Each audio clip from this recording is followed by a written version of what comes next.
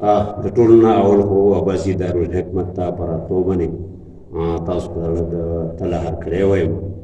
د هغې نه پس ستاسو نه د ډېټا اخلم. ستاسو جي نوم څه دی؟ زما جي نوم عبدالصمد دی او چارسدې نه راغلی یم تاسو ته.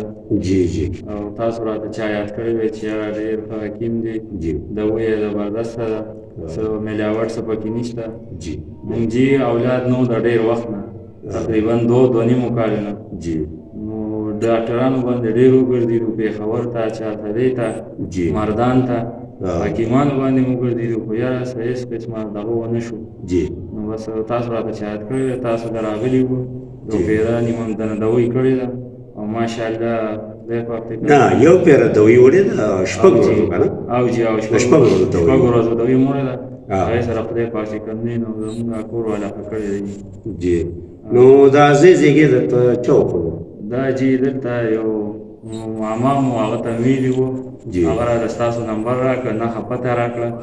نو بس بیا راځو تاسو دا یو پیره نیمه دوی کړې ده، انشاءالله ګزاره شوې ده ډېره او خدای پاک زموږ مریض ښه کړی دی.